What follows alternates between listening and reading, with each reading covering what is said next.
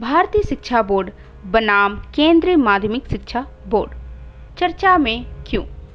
भारत की स्वतंत्रता के 75 वर्ष पूरे होने पर भारत सरकार ने शिक्षा व्यवस्था में बड़ा बदलाव करते हुए शिक्षा में भारतीयता का भाव लाने हेतु भारतीय शिक्षा बोर्ड का गठन किया है।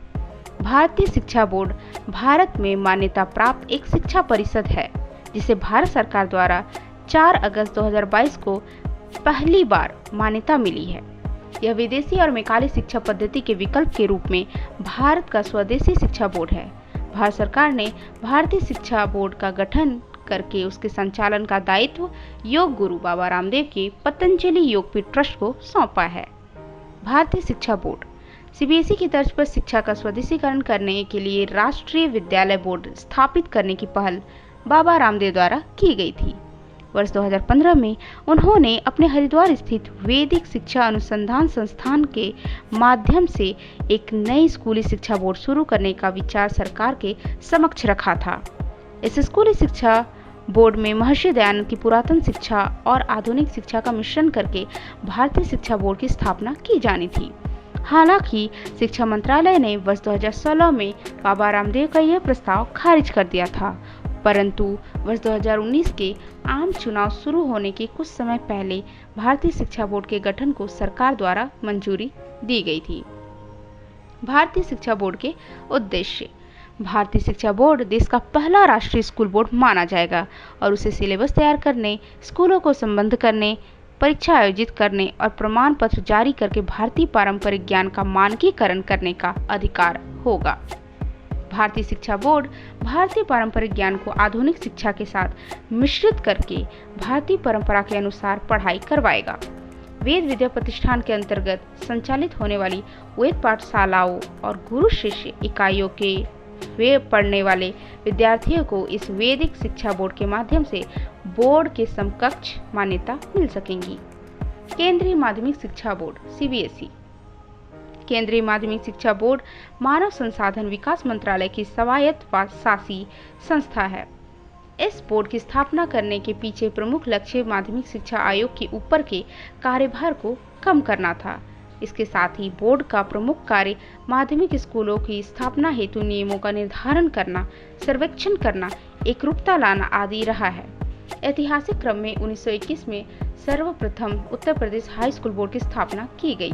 इसके पश्चात इस बोर्ड के विस्तार हेतु 1929 में सरकार द्वारा राजपूताना हाई स्कूल एवं इंटरमीडिएट शिक्षा बोर्ड की स्थापना हुई।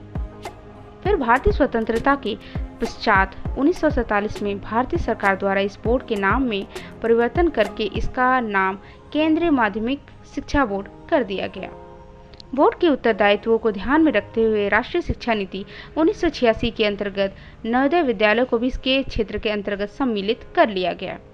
वर्तमान समय में केंद्रीय माध्यमिक शिक्षा बोर्ड ने सीबीएसई से लगभग 21,274 विद्यालय संबंधित है और 25 ऐसे विद्यालय हैं जो विदेशी में स्थापित है, वह इसी बोर्ड का हिस्सा है। केंद्रीय माध्यमिक शिक्षा बोर्ड के प्रमुख कार्य एवं उद्देश्य। बोर्ड अपने से संबंधित सभी विद्यालयों के निर्माण में एवं उनकी प्रगति के साथ स्तर में एकरूपता लाने का कार्य करता है। साथ ही उसके लिए नीति नियमों का निर्माण करने का कार्य भी करता है।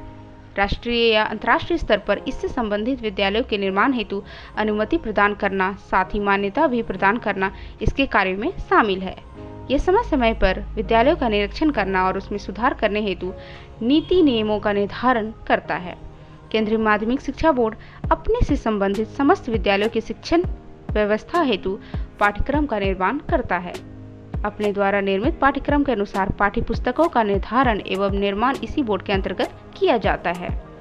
इस बोर्ड के द्वारा छात्रों के मूल्यांकन एवं परीक्षा संबंधित नीति नियमों का निर्धारण भी किया जाता है।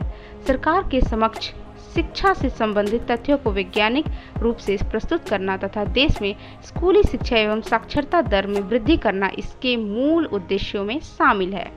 निष्कर्ष। वर्तमान समय में केंद्रीय माध्यमिक शिक्षा बोर्ड भारतीय स्कूली शिक्षा की रीढ़ की हड्डी है।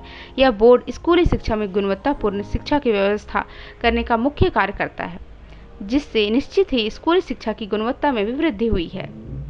इसी प्रकार उम्मीद है कि भारतीय शिक्षा बोर्ड भी छात्रों के मूल्यांकन हेतु सतत एवं व्यापक मूल्यांकन की नीति का पालन करेगा। साथ ही इसके द्वारा ही छात्रों को सही तरीके से मानसिक एवं बौद्धिक विकास किया जाना संभव होगा। इस वीडियो के बारे में अपने सुझाव और फीडबैक कमेंट सेक्शन में देना न भूलें। वीडियो को लाइक, शेयर और सब्सक्राइब ज़रूर करें।